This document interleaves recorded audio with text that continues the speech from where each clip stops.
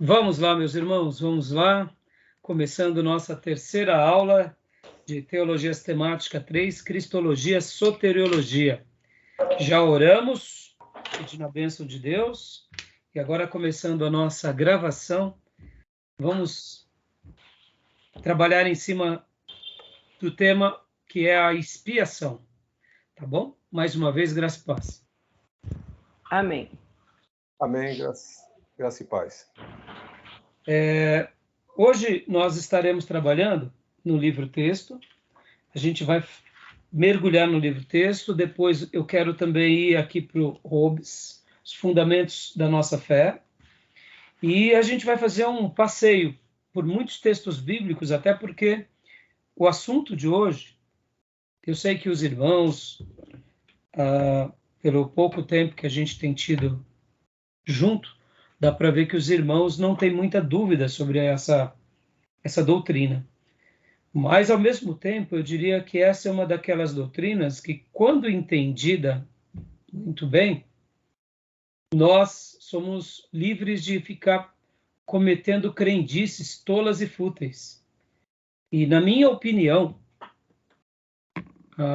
os nossos irmãos neopentecostais, mesmo sabendo que muitos neopentecostais já viraram seita, e aí eu faço a minha crítica aqui, principalmente a liderança, porque eu quero acreditar que muitas pessoas que vão nessas igrejas, elas vão porque recebem o nome de evangélica, lá eles leem a Bíblia, lá eles pregam Jesus, falam que Jesus é o Salvador, só que no meio dessas verdades eles introjetam ali um cristianismo raso, repleto de prosperidade, desvirtuam o verdadeiro evangelho, acabam praticando um tipo de crendice que nem era na antiguidade, com as indulgências, negociam a fé, ou seja, eles acabam trazendo pessoas para perto, mas depois afastam para longe. Mas eu acredito que uma pessoa que vai de todo o coração a Deus, a Jesus, reconhece que é um pecador e clama pelo sangue de Jesus, essa pessoa, mesmo que ela esteja nesse contexto, ela acaba encontrando a salvação. É claro que, se ela não abrir os olhos, como seus líderes, eles acabarão se perdendo. No entanto, essa doutrina de hoje é uma doutrina que, quando nós estudamos ela muito bem, nós somos livres de judaizantes, nós somos livres de crendices, de indulgências, nós somos livres de tantas práticas medonhas que ao longo dos séculos entram dentro da igreja. Por quê? Porque quando a gente entende a obra da expiação, Jesus nos basta. Jesus nos basta. Então, a gente vai trabalhar muito hoje sobre esse tema, sobre a obra de expiação, né, como no livro-texto Gruden trabalha. Era mesmo necessário que Cristo morresse? A vida terrena de Jesus como um todo conquistou-nos algum benefício salvífico? A causa e a natureza da expiação? A teoria da descida ao inferno? Então, assim, essas são as pautas do livro-texto, mas a gente não vai ficar somente no livro-texto. Eu quero também gastar um tempo com o Hobbes, tá bom? Joia, meus irmãos. Graça e paz, Gil. Graça e paz, pastor. Graça e paz a todos. Meus irmãos, vamos ler um texto que está em Hebreus, capítulo 9. Hebreus, capítulo 9. Quero lembrar aos meus irmãos que as nossas aulas são gravadas, todas elas, para que vocês possam utilizar de novo, reverem as aulas, tirarem dúvidas e para que a gente possa, no futuro, quem sabe, estar utilizando essas aulas também para ser bênção aí para muitas pessoas. Quem sabe em cursos em IAD ou mesmo em divulgações nas redes sociais, para a gente poder ensinar isso para aqueles que querem aprender, mesmo não pertencendo diretamente ao nosso seminário, mas eu não tenho dúvida que essas pessoas poderão ser esclarecidas.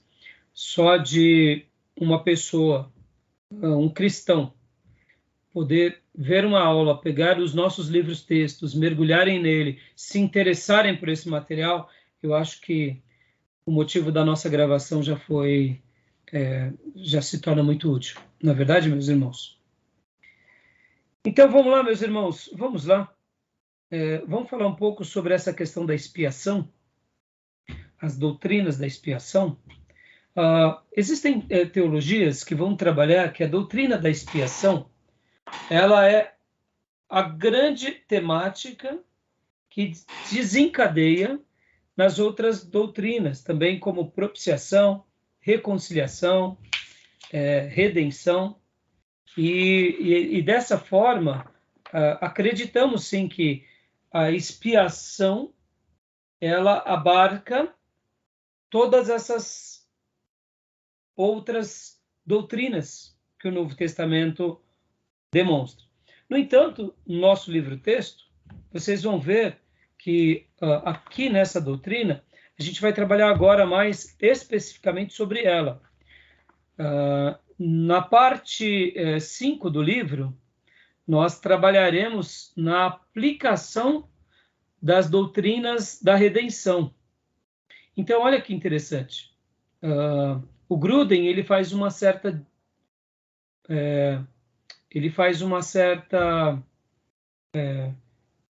eu diria... Como que eu posso dizer? Ele faz uma... Ele acaba...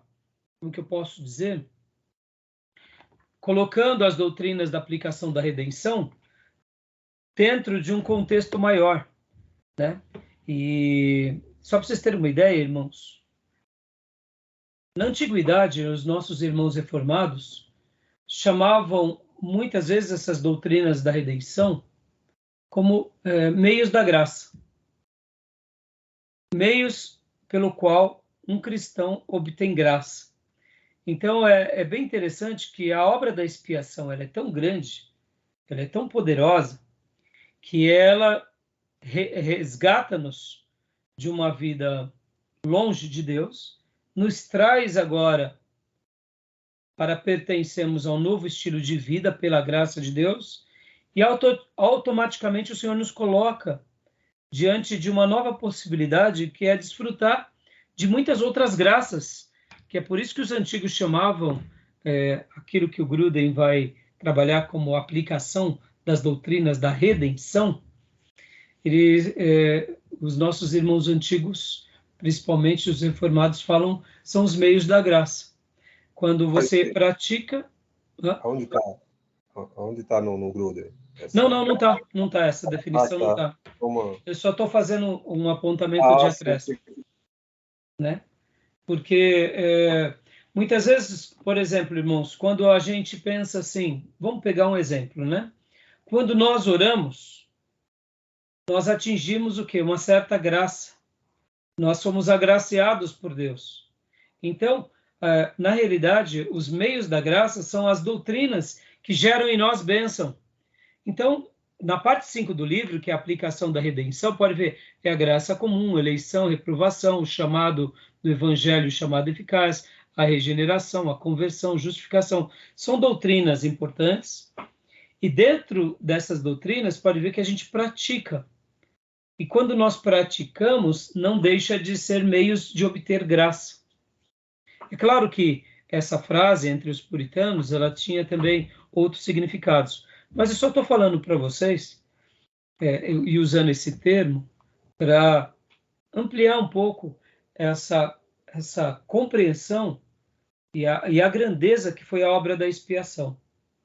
A obra da expiação, ela foi tão grande na nossa vida, que, de fato, cada filho de Deus, ele recebe graças de Deus em Cristo, e durante toda a sua vida por causa da obra de Cristo. Então vamos ler, irmãos, Hebreus capítulo de número 9, versículo de número 19 ao 28. Quem achou pode ler para nós. Hebreus 9, do 19 ao 28. 19, 28? Isso. Porque, havendo Moisés anunciado a todo o povo todos os mandamentos segundo a lei, tomou o sangue dos bezerros e dos bodes, com água, lã púrpura e isopo, e aspergiu tanto o mesmo livro como todo o povo, dizendo: Este é o sangue do testamento que Deus vos tem mandado. E semelhantemente aspergiu com sangue o tabernáculo e todos os vasos do ministério. E quase todas as coisas, segundo a lei, se purifica com sangue. E sem derramamento de sangue não há remissão. Continua? Pode, até o 28. E de sorte que era bem necessário que as figuras das coisas que estão no céu, assim, se purificasse, mas as próprias coisas celestiais com sacrifício melhor do que estes.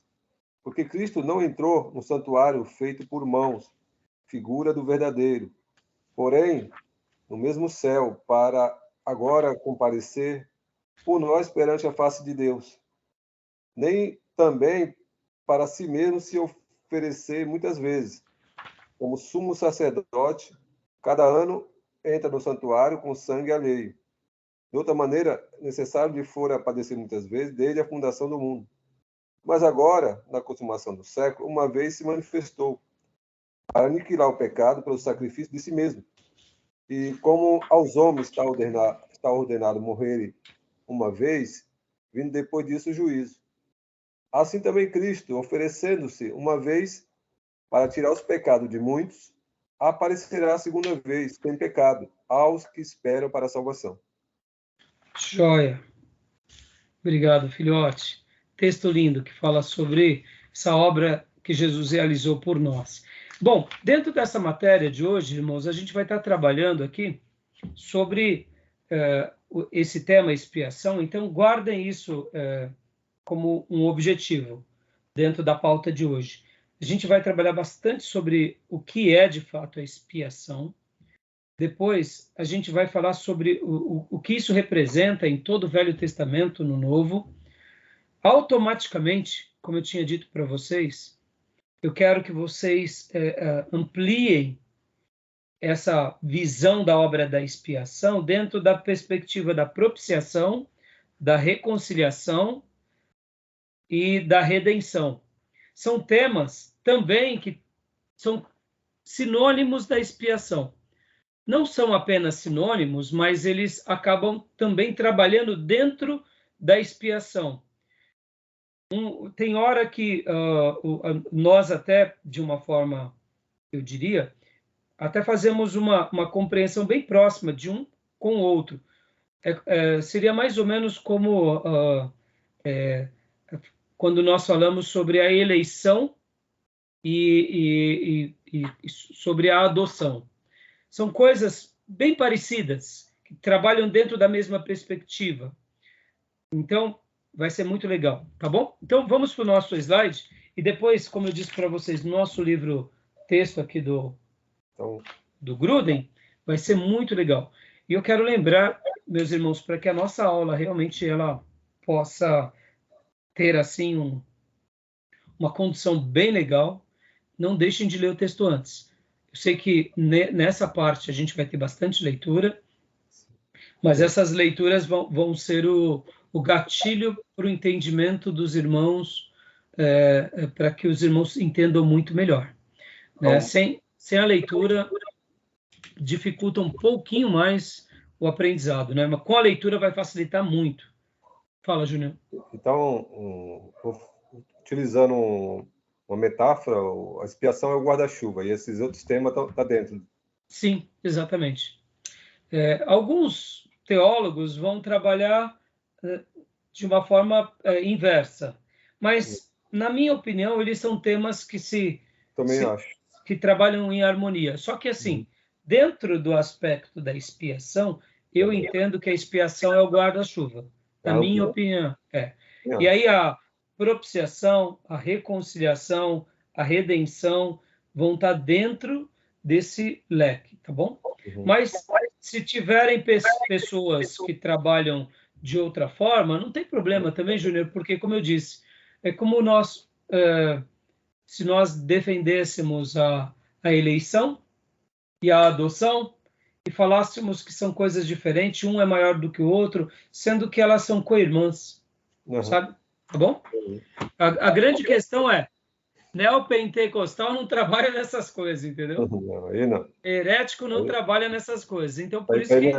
esse assunto para eles não é secundário. Não, para eles isso é irrelevante, Júnior, porque o que importa para eles é o cifrão, é o dinheiro. Infelizmente, é uma coisa diabólica. Fazer igreja por esses fins, né? Ou é a política, ou é o dinheiro, ou é o prestígio, ou é a fama. Então, né? Eles são os novos indulgentes, né? Praticam indulgências em nome de Cristo, vendem a fé, fazem da fé um grande mercado, né? Bom, então vamos lá, meus irmãos. Vamos lá. Vou compartilhar aqui para vocês o slide, tá?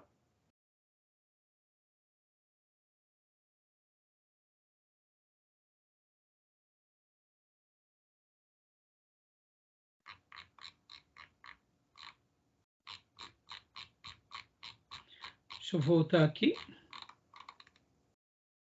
A expiação. Estão todos vendo? Sim. Maravilha. Então vamos lá. Pode ler para nós, Gil, por gentileza.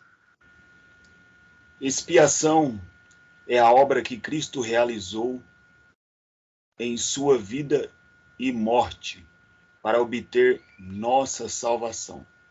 Joia.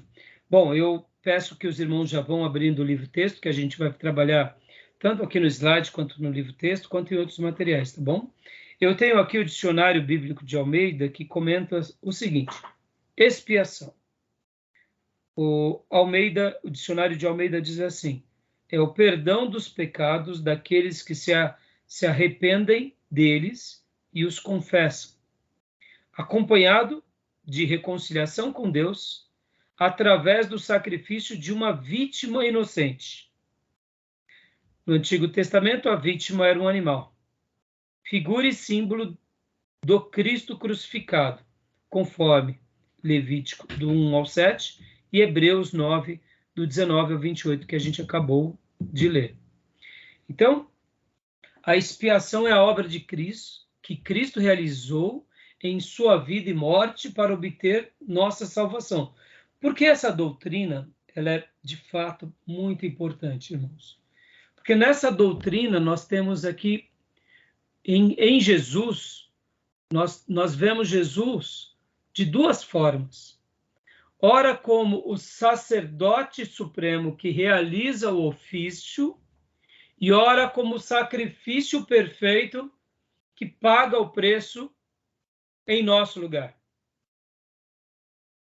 Pode ver que dentro da expiação, Jesus é aquele que é apontado por João Batista como o Cordeiro de Deus que tira o pecado do mundo, mas ele também é o sumo sacerdote da ordem de Melquisedeque, que une agora o homem com Deus por meio do sacrifício que ele realiza. E aqui fica claro, irmãos, na doutrina da expiação, o Jesus homem e o Jesus divino. Podem ver que é com a doutrina da expiação que nós vemos esses dois papéis, de um sumo sacerdote perfeito, de um sumo sacerdote pronto, um sumo sacerdote eterno, que traz de volta o povo a Deus, porque qual era o ofício de um sacerdote? Era trazer de volta o povo a Deus. Qual era o ofício de um profeta? Era levar Deus ao povo. Era ser a boca de Deus entre o povo. E o sacerdote? Era de trazer esse povo novamente para Deus. Mas para que trouxesse esse povo, esse sacerdote precisava se purificar. E ele precisava também fazer um sacrifício pelo povo. E depois de toda essa purificação, então o povo agora recebia o quê? O perdão de Deus. Então o povo poderia entrar novamente diante de Deus. E o sacerdote era o representante. Por isso que na doutrina da expiação marca o Jesus Deus e o Jesus homem.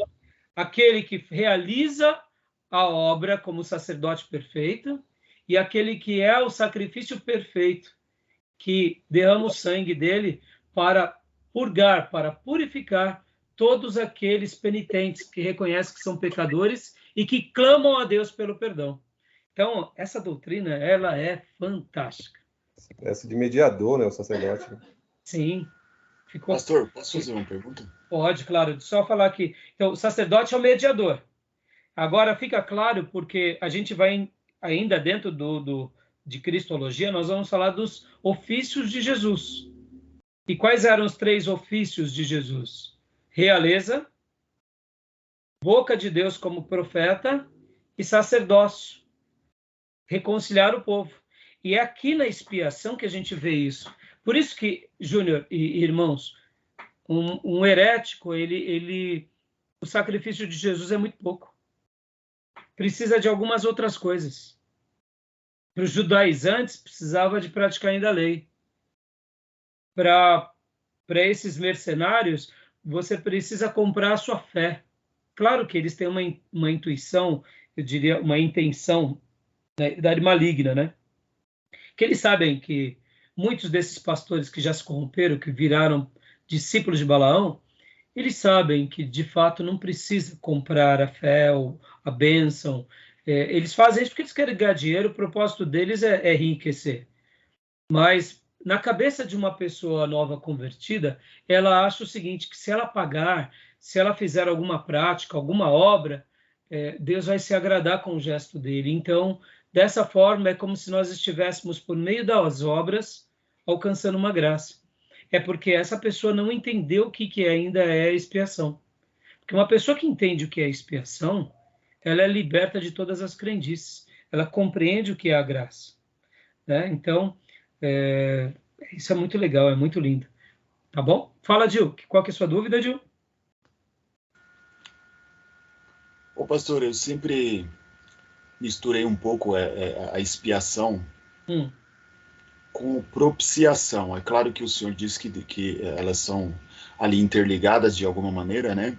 Sim. Porque trata-se do Cristo tomando o nosso lugar, né? Para morrer em nosso lugar, o sacrifício em nosso lugar. Mas também eu sempre, assim, eu fazia alguma ligação a respeito do sangue. E eu queria saber também, da onde que vem essa palavra expiação? Expiação é algum termo lá no hebraico? Então, se você pegar aí a sua My Bible, vamos lá. Vamos lá, abre aí. É muito legal essas questões porque você vai conseguir enxergar, e a My Bible, irmãos, olha, eu fico encantado com essa Bíblia aqui, porque ela é, na minha opinião, irmãos, daqui a um dos maiores presentes para nós, como igreja. Ela é fantástica. Quando você pega, por exemplo, na My Bible, e coloca lá na lupinha, procurar expiação, você vai achar vários versículos bíblicos sobre expiação. Isso aqui, deixa eu pegar aqui, estou pegando numa versão, deixa eu pegar em outras. Ele vai trazer, geralmente, a maioria das...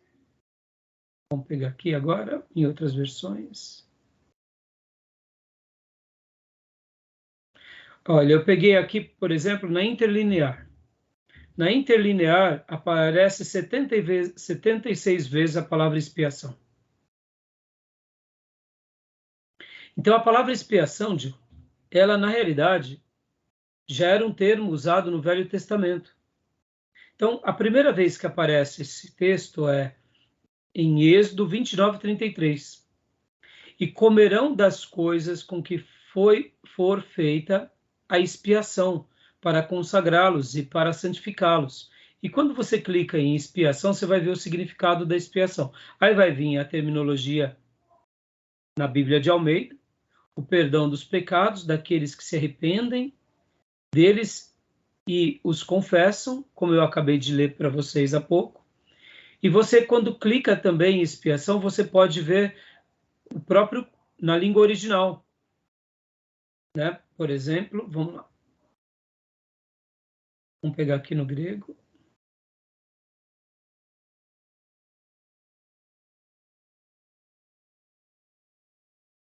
Deixa eu ver. Strongs.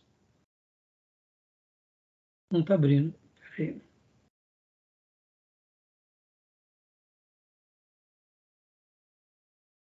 Só abrir aqui.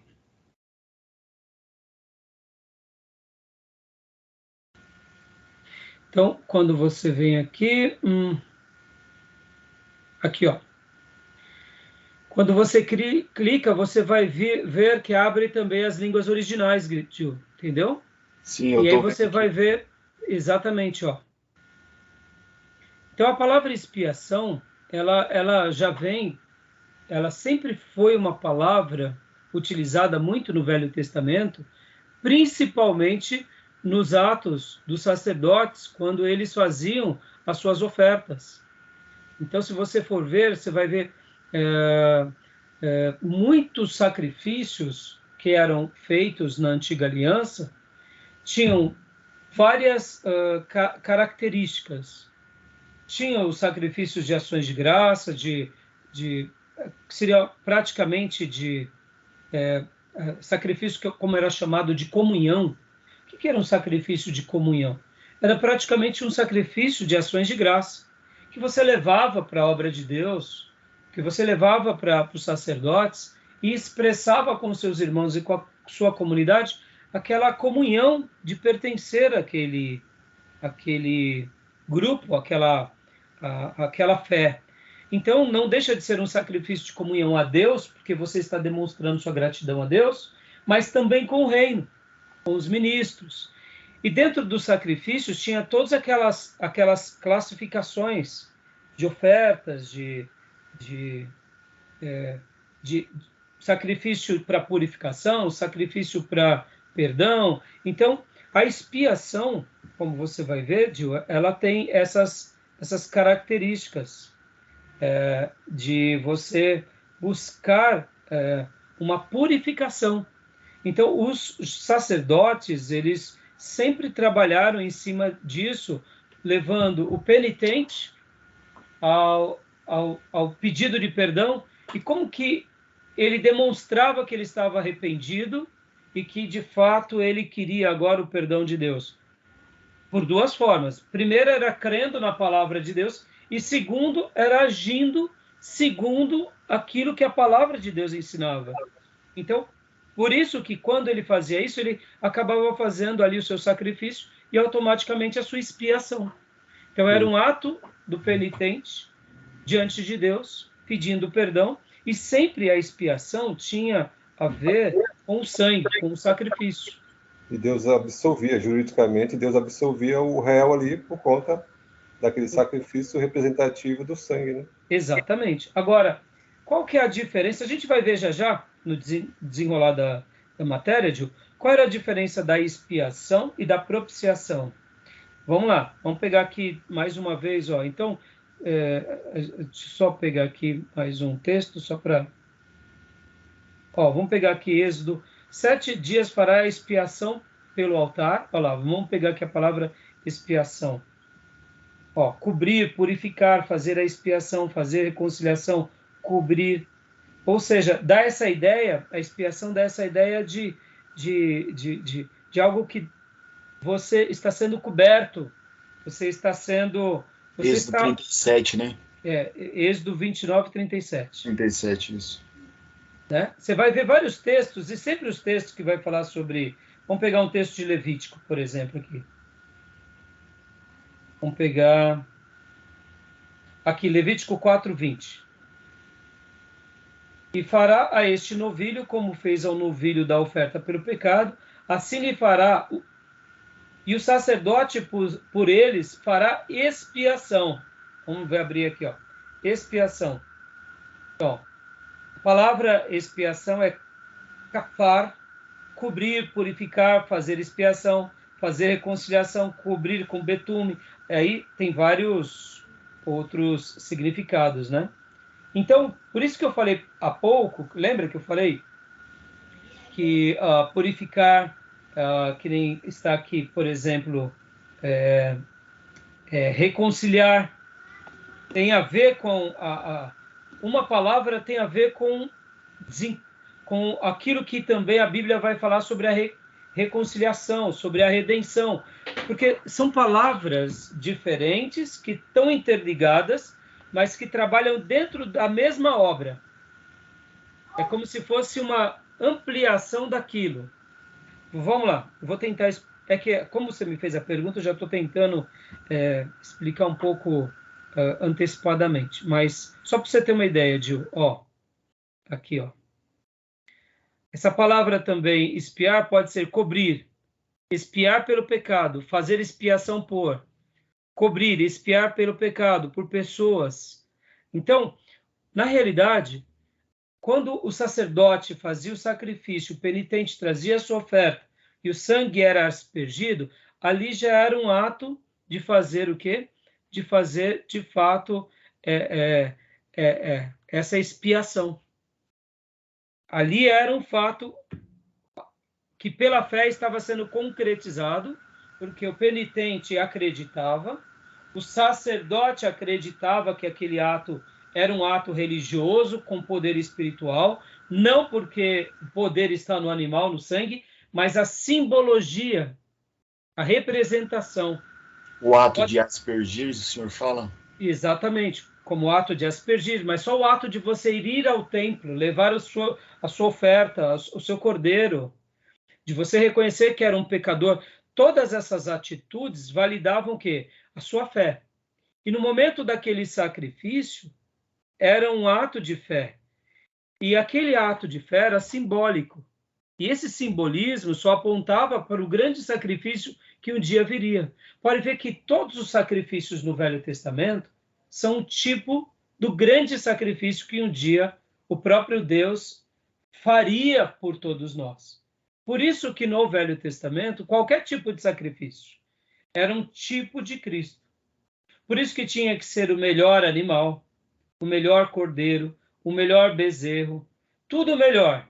Porque seria mais ou menos como se nós estivéssemos, nós como penitentes, dizendo para Deus, Deus, eu creio tanto em Ti, que eu dedico o meu melhor. Ao mesmo tempo, Deus, ao realizar aquela obra, por meio dos sacerdotes, naquele gesto que eles fariam de sacrificar o animal, ou de aspergir ali o sangue sobre os penitentes, podem ver que tudo isso era uma tipologia do quê? Do que Deus um dia faria por meio de Cristo. Podem ver que os sacerdotes, eles precisavam ter roupas especiais, eles tinham que se lavar, se purificar, eles não podiam ser contaminados, eles não podiam ter defeitos físicos. O sacerdote, quando ele tinha um filho que nascia aleijado de qualquer ordem, problema no braço, na mão, na perna, ou mesmo nos membros. Por incrível que pareça, a nossa sociedade ela é tão corrompida que uma pessoa que nasce com um membro maior, ele é tido como o Todo-Poderoso, mas isso é uma disformidade.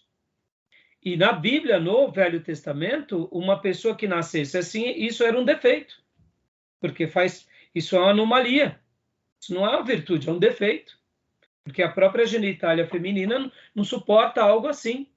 Então você vê que a nossa sociedade é tão corrompida que até isso. Então o sacerdote ele não podia ter defeito algum, porque o que representava o ato do sacerdote do tabernáculo e depois o templo? Representava o próprio Deus entre o seu povo.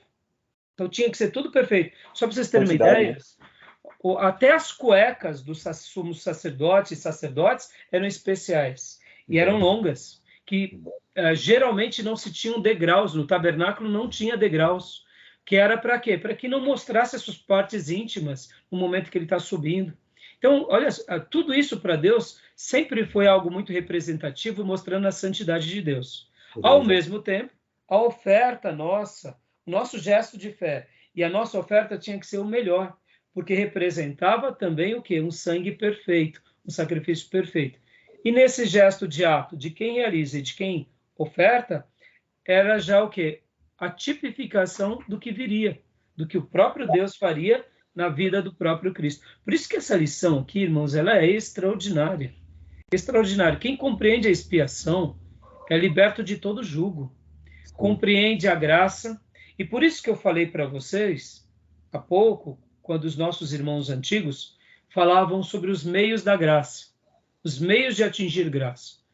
Você só consegue compreender os meios da graça quando você entende plenamente a expiação. Você entende a expiação, você é liberto de todo jugo, de todo fardo, porque você sabe que, de fato, se alguma virtude há em nós, foi gerada pela fé, e não é por causa que somos bons, mas foi por causa da obra de Cristo. E se mesmo agora nós, enquanto trilhamos no caminho de Deus, somos agraciados com virtudes e poder, é também fruto da graça. Por isso que os antigos e os puritanos e reformados chamavam de meios da graça. Por exemplo, irmãos, quando a gente ora bastante, há uma virtude que exala de nós, porque temos aquele período grande de comunhão com Deus. Mas sejamos honestos. Se não fosse Deus nos ajudando, nem orar conseguiríamos. Se a gente ora e ora muito, é porque a graça de Deus está sobre nós. Tem o nosso papel de disposição? Tem. Mas é a graça atuando. Nós só nos rendemos e nos doamos a graça. Vamos pegar um outro exemplo. Um irmão que jejua bastante. O irmão que jejua bastante, assim como o irmão que ora bastante, ele pode até se considerar melhor do que os outros. Mas no momento em que ele se considera melhor do que os outros, ele está sendo arrogante. Ele está dizendo que está no caminho da graça, mas está pegando atalho da graça. Porque, irmãos, essas virtudes e esses meios da graça não são gerados em nós pelas nossas virtudes. É o poder de Deus sobre nós. O que, de fato, é nosso é a disposição. Fora disso, tudo é Deus sobre nós. Uma pessoa que jejua e que, durante aqueles períodos longos de jejum, ele vê a graça de Deus sobre ele, ele se sente fortalecido espiritualmente, ele tem experiências espirituais, e ele, geralmente, quando ele está em jejum e vê que é Deus atuando sobre ele, cai por terra toda soberba humana. Por quê? Porque só o fato de você estar jejuando é uma graça de Deus. Como nós poderemos nos sentir melhor do que aqueles que não jejuam, sendo que a força espiritual está vindo de Deus sobre nós? Por isso que os meios da graça vão nos quebrantando mais ainda e não nos deixando arrogantes. Mas a gente só entende tudo isso quando a gente compreende plenamente o que é a expiação. Porque tudo isso foi um trabalho de Deus para nós. E nós, a nossa participação, ela não está nem no sacrifício, ela está só no ato de crer e mais nada. Por isso que Abraão é o pai da fé, porque tudo foi creditado em Abraão quando ele crê. E a expiação, você só entende ela plenamente por causa da fé. Porque, de fato, nós não fazemos nada na expiação. É Deus que faz tudo. Ora, se ele faz tudo, então a gente só se apropria disso. E quando nós nos condicionamos às graças de Deus e recebemos, e temos essa pleno entendimento de que nada depende de nós, não sobra espaço para vanglória. Porque eu sei que na nossa vida é muito fácil a gente se perder com as nossas virtudes, principalmente nas questões religiosas, mas nas questões sagradas não tem nada a ver conosco. É tudo sobre Deus, é tudo sobre Ele. Eu sei que muitas vezes a gente pode até ser mais dedicado em algumas coisas e cairmos no engodo de achar que somos melhores, mas de fato, irmãos, é a graça o tempo todo sobre nós. Porque se não for a graça sobre nós, a gente não consegue fazer nada. Nada.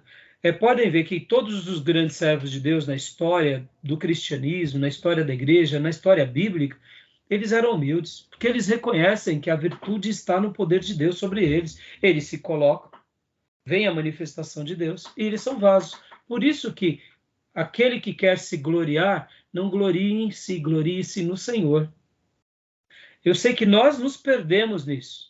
A gente prega, ganha alguns para Jesus, a gente já se sente melhor do que os outros. Oramos um pouquinho a mais, ganhamos alguns para Jesus, a gente acha que é melhor do que os outros irmãos. Isso é tudo tolice nossa, entendeu? Porque, na realidade, a gente não está entendendo o que é a obra da expiação, porque tudo é dele. Agora, pastor, e onde entra a nossa participação? Não, aí não tenha dúvida. Paulo teve uma vida de dedicação, Pedro, João Batista. Mas pode ver, a dedicação nossa, mesmo a nossa melhor dedicação, ainda nada é diante da grandiosa obra que ele faz por nós.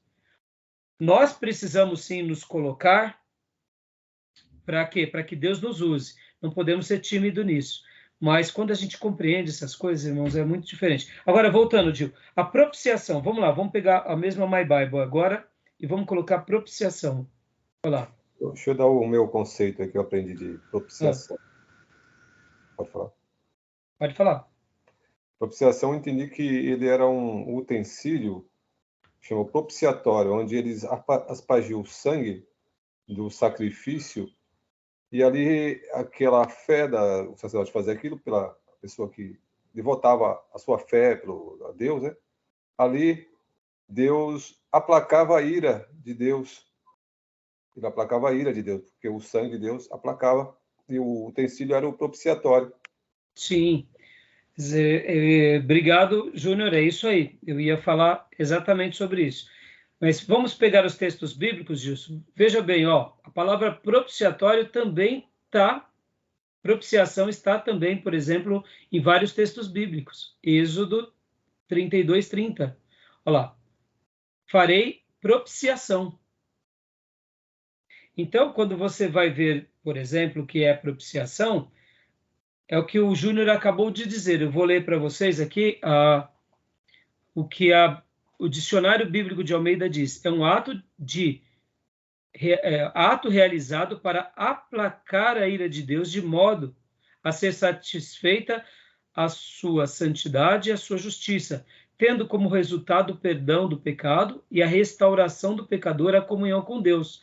No Antigo Testamento, a propiciação era realizada por meio dos sacrifícios, os quais se tornavam desnecessários com a vinda de Jesus, que se ofereceu como sacrifício em lugar dos pecadores. Olha que interessante. Essa palavra propiciação tem a ver com aquilo que é propício e tem a ver com o propiciatório. Por isso que vem essa expressão propiciação. Agora, olha só que interessante que eu queria falar para você, Gil, sobre essa questão da propiciação. Lembram? Vocês vão lembrar de uma cena que está na memória da maioria de nós. Está na memória. Que é aquelas cenas dos desenhos do Pica-Pau, em que o Pica-Pau estava numa ilha, e naquela ilha tinha um vulcão, e o vulcão ficava em erupção, e os aborígenes, os índios, eles tinham que pegar alguém, a menina mais bonita, para jogar dentro do vulcão, para que os deuses, no caso, o deus do vulcão, não ficasse irado. Lembra dessas cenas? Em filmes, em desenhos, lembra ou não? Lembra? Muitos desenhos da nossa infância, muitos filmes, os índios eles estão vendo que Deus está em fúria, então eles precisam de fazer um sacrifício para o Deus não... Os gregos também, né? Os gregos, está na cultura, está nas culturas, né? E o que seria esse gesto? Esse gesto é um gesto de aplacar a ira do Deus. Deus está irado com as pessoas, no caso, né, os índios, e aí você dá um sacrifício bom e aí é aplacado a ira. Essa ideia, na realidade, dos desenhos, das tribos, dos filmes, dos gregos, é uma ideia que se deriva de quem? Do próprio Deus eterno, o Criador de todas as coisas. Porque quando nós pecamos, ele está irado conosco. Então, a propiciação era um ato do quê? De você aplacar a ira. Então, no momento em que você realizava um sacrifício, era como se Deus dissesse, tá bom, eu não irei mais te condenar, eu aceito esse seu sacrifício e te perdoo. Então, percebam que a expiação tem a ver mais com o sacrifício e com a oferta. E a propiciação tem a ver mais como Deus recebe a oferta. Percebam que são várias facetas da mesma coisa. E já adiantando aqui, e, por exemplo, onde entra o outro princípio que é da reconciliação? Porque nesse ato entre expiação e propiciação, A o reconciliação. penitente se reconcilia com o Criador. É o E resultado. aí, e onde entra a redenção? Há outro termo que faz parte também do guarda-chuva da expiação. É que, na realidade, a redenção tem a ver com o pagamento que foi feito. Ou seja, eu, em tese, no momento em que entrego um bezerro, eu estou... É como se fosse uma moeda de troca. O resgate. É um resgate. Então, percebam que envolve o sacrifício, envolve Deus, envolve o penitente, envolve ambos, envolve uma ira e um pedido de perdão, um ato de fé, mas uma obra que consolida. Então, por isso que a obra da expiação ela é tão bela, ela é tão plena. E a gente vê tudo isso plenamente em quem? Em Jesus. No Jesus homem e no Jesus Deus. Vocês entendem por que eu fiz questão de dar Teologia Sistemática 3 aqui? Porque a gente acabou de falar da Trindade, dos atributos de Deus, e agora fica muito mais claro a obra de Cristo em nós. Porque ele faz o sacrifício, ele é o Cordeiro, ao mesmo tempo nós nos reconciliamos com ele, porque ele é a ponte, ele é o reconciliador, e o preço e a redenção foi pago por ele próprio com o sangue dele. Ou seja, fomos comprados com o sangue. Olha como essa doutrina ela é espetacular. Eu dei a síntese já toda dela aqui, nessa introdução. Agora, é claro, tem muitos outros detalhes que envolvem ela. Mas ficou um pouco claro agora, Gil? Como isso é extraordinário? Né? Esse tema ele é maravilhoso, né? Eu sempre fazia uma ligação, lembra do bode expiatório? Sim. O sacerdote colocava as mãos sobre ele, depois mandava ele para o deserto, Sim. simbolizando os nossos pecados. Quando falava expiação, eu já lembrava do bode expiatório, sabe? Então, porque olha só, o expiatório, né? Percebam, irmãos, que as palavras elas têm esses radicais. Uma está ligada com a outra. E quando Deus vai se revelando para nós, então você vai vendo que a expiação tem a ver com essa questão do sacrifício. Com a culpa também, né? Porque cai sobre o bode, né? Então, a culpa cai sobre o bode. Ele recebe a culpa, né?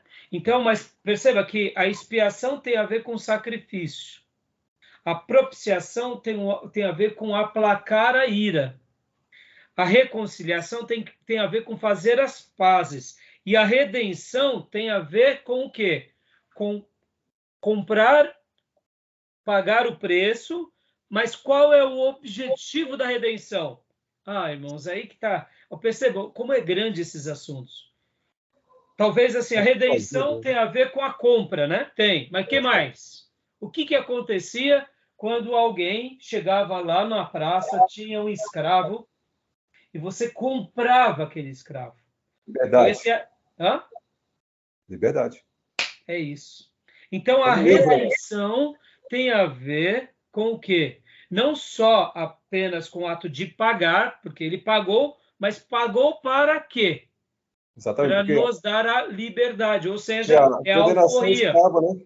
Alforria, a condenação estava sobre a gente por causa do pecado. Exatamente. E quem foi que pagou o preço? Então, percebam, a redenção, pode ver que essa expressão redimir tem a ver com pagar. Mas pagar para quê? Pagar para nos dar o quê? A libertação plena. E aí, meus irmãos? É fantástico. Irmãos, essa matéria aqui é de sacudir. É linda. Essa é fantástica. Entendeu? Agora, por que eu fiz um comentário logo no início desse bloco, falando sobre os meios da graça? Que os nossos irmãos puritanos chamam de meios da graça, que são caminhos para obter graça. Eu gosto de usar um termo que é a manutenção da fé.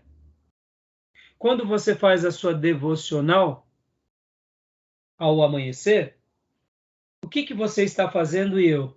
Estamos fazendo a manutenção da nossa fé. Quando nós oramos, estamos fazendo o que? A manutenção da nossa fé. Admito que meios da graça é mais bonito do que manutenção da fé.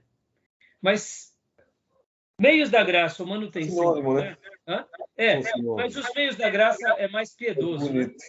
Mais bonito. É mais bonito, admito. Manutenção Então, também é importante. o que eu quero dizer com isso, Júnior e irmãos? Lembra que eu falei as aplicações das doutrinas da redenção? Olha só que interessante. Nós, no capítulo, na parte 5, vamos estudar sobre as aplicações das doutrinas da redenção. Muito bem. E ali são várias doutrinas, como eu já mencionei há pouco. São várias. Agora, perceba, se nós colocássemos aqui, dentro da matéria do capítulo 27, a expiação, todas as aplicações da doutrina da redenção, estaria errada? Não. Porque faz parte da obra da expiação. Por isso que eu disse sobre quando nós compreendemos a expiação, automaticamente a gente já abre um leque gigante ou uma janela para compreender as doutrinas da aplicação da redenção.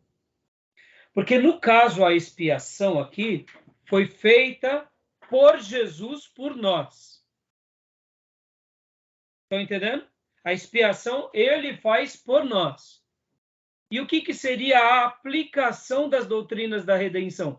É como toda a expiação que ele fez, como que toda a redenção que ele realizou, nós viveremos, nós aplicaremos. Dessa forma, quando entendemos a expiação na sua essência, nós desfrutamos das doutrinas da redenção. Fica claro a graça, fica claro a eleição, a aprovação, a rejeição, a regeneração. Fica claro que é uma conversão, a adoção, a santificação, a perseverança.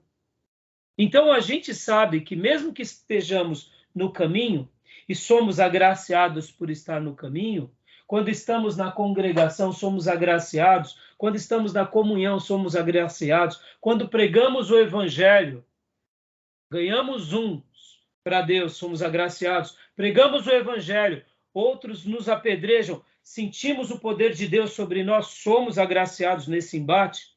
Tudo isso só é possível porque houve um Redentor que nos redimiu, que nos libertou. E agora, mesmo que estejamos no caminho, é fruto da graça.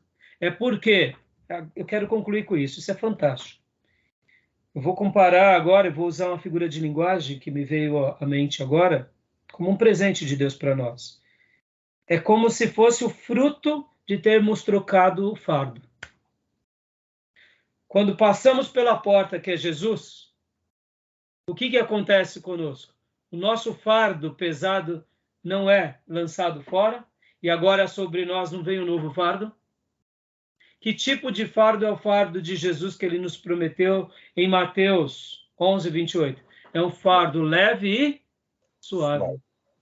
Ou seja, enquanto estamos na caminhada como peregrino, e eu só estou dando essa ilustração porque veio à minha memória o peregrino, quando ele passa pela porta, o fardo dele cai das costas, rola-se pela montanha abaixo, e agora ele recebe vestes novas e um fardo novo. E nós estamos no caminho. Então, as aplicações da doutrina da redenção, que a gente vai trabalhar depois que a gente concluir a parte de Jesus, a pessoa de Jesus, na realidade é um presente de Jesus para nós. Por isso que não tem como a gente se vangloriar. Como que a gente vai se vangloriar? Se tudo foi ele que fez por nós. Perceba que se a gente se vangloria, é já a prova de que a gente está se perdendo no caminho. Estamos pegando algum atalho. O atalho do ego, da vaidade. Não é verdade? Fantástico, né? Entendeu? Muito tá bom, Gil? Só esse preâmbulo já deu para dar uma luz legal, né? Muito legal. Como? Glória a Deus. Né? Glória. E agora, olha só, que isso tudo, Gil e irmãos, estava no Velho Testamento. Essas lições de expiação, propiciação, reconciliação e redenção, estava tudo no Velho Testamento. Podem ver que todo filho de Deus, antes da lei e depois da lei, que entendeu o Espírito de Deus, entendeu a graça de Deus, porque, irmãos, a graça para nós foi revelada no Novo Testamento. Isso é um fato. Uhum. Mas nós não podemos dizer que muitos servos de Deus não entenderam a graça. Isso é mentira. Porque, olha só, a palavra evangelho foi revelada no Novo Testamento, que é boas novas. Mas lá em Gálatas, Paulo fala que o evangelho foi pregado a Abraão. Ou seja, houve uma boas novas a Abraão. Abraão foi justificado pela fé, Pela fé. não pelas obras. Isso, ele é o pai da fé. Ele é o pai da fé. Tudo começa pela fé. Então, Abraão entendeu o que era expiação, propiciação, reconciliação e redenção. Moisés entendeu também o que era expiação, propiciação, reconciliação e redenção. E para eu usar dois irmãos, um antes da lei e um depois da lei, José do Egito entendeu perfeitamente o que era expiação, propiciação, reconciliação e redenção. Mas você fala assim, pastor, você está falando heresia. Estou nada. Expiação. Ele tinha Deus como seu grande expiador, que perdoava os seus pecados. Propiciação. Ele sabia que o seu Deus era aquele que aplacava a ira, mesmo quando seus irmãos os viam com ira, mesmo quando ele caía em ciladas com ira. Ele sabia que o seu Deus era o Deus da propiciação. Pastor, mas ele não tinha esses termos. Eu sei, como Abraão também não tinha esses termos. Mas eles viviam isso pela graça. Percebam, irmãos? A graça de Deus sempre foi manifesta no Velho Testamento e abundantemente no Novo. Hoje isso tudo fica muito mais claro para nós, porque nós temos o livro de Deus. E pegamos, antes da lei, os patriarcas, pegamos as leis, pegamos o Novo Testamento, pegamos a história da igreja, ou seja, fica muito mais fácil de entender. Mas José do Egito, então, ele vivia o que era a expiação, a propiciação e a reconciliação. Pastor, onde está a reconciliação? Ô, meus irmãos, quer coisa mais linda de quando ele perdoa? Quem é que pode perdoar se não entendeu o que é viver diante de um Deus reconciliado? Ele salva o mundo, salva o Egito e salva o seu povo porque ele perdoou. O que é o perdão, senão uma outra faceta da reconciliação? É extraordinário, José. José do Egito é uma pessoa que me fascina. Ele não tinha Bíblia, mas ele vivia diante do Eterno. E o que ele sabia de Deus? Ele tinha aprendido com seu pai Jacó. E a tradição do seu avô Isaac e do seu bisavô Abraão. Pelo amor de Deus, esse homem era cheio de Deus. E para pontuar, e o ato de redenção? Onde está a redenção dele? A libertação que ele gera no seu próprio povo em todas as demais almas. 400. Por meio do amor, por meio da postura. Ou seja, ele não conhecia os termos, como Moisés classifica, mas ele vivia a essência, assim como Abraão. Perceba que quando nós damos ouvido ao Eterno de uma forma direta e indireta, mesmo sem conhecer os termos, a gente vive aquele princípio. Então, vamos pegar um outro exemplo, o Davi. Davi conhecia sobre esse... Agora, Davi já está na lei, já está na monarquia, já 500 anos depois de Moisés. Mas Davi entendia o que era expiação. Davi entendia o que era a propiciação. Davi entendia o que era a reconciliação e a redenção. Pode ver que através da vida de Davi, a gente vai ver isso o tempo todo. A maneira em que ele pede perdão, a maneira em que ele faz o sacrifício, que ele aplaca a ira de Deus, a maneira em que ele se reconcilia com Deus quando ele peca, ou quando alguém peca contra ele. Lembram de Simei, que joga pedra nele? Aquele benjamita, que quando ele está fugindo do seu palácio, aquele homem joga pedra e os seus soldados dizem, o que esse cão está dizendo ao rei? Deixa eu acabar com ele. O rei, não. Foi Deus quem disse para ele fazer isso. O que ele estava fazendo ali? Ele estava agindo ali com o quê? Com um gesto de reconciliação e um gesto de redenção. Depois ele retorna, Simei pede perdão. Ou seja, Davi demonstra isso. Perceba, irmãos, isso sempre esteve presente. Por isso que conhecer a palavra de Deus é fundamental. Quando a gente vem para o Novo Testamento, isso só se potencializa onde? Em Jesus. Por isso que não tem como a gente ser um legalista ou ser um hipócrita ao conhecer essas verdades. Quem conhece essas verdades e migra para um caminho de erro, como muitos pastores fazem, é porque eles já apostataram da fé, né? Entendeu? Eu posso dizer que o Novo Testamento, ele compreende essas figuras dessa doutrina no Antigo?